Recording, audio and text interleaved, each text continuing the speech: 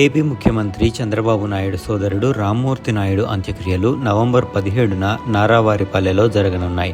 ఇందుకోసం రామ్మూర్తి నాయుడు పార్థివ దేహం ఆదివారం ఉదయాన్నే ప్రత్యేక విమానంలో హైదరాబాద్ నుంచి నారావారిపల్లెకి తరలించారు.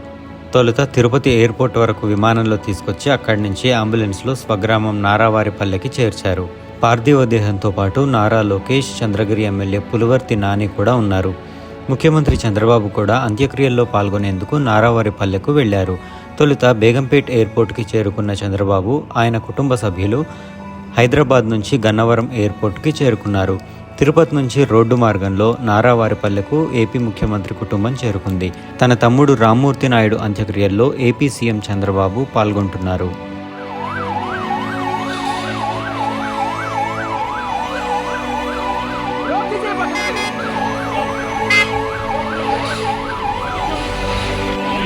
మిరండి సార్ రండి.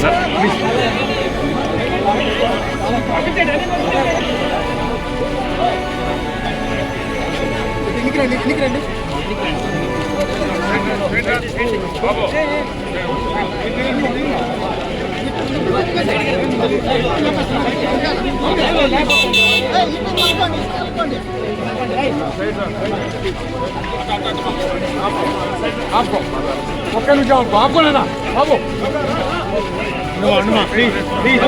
బాబు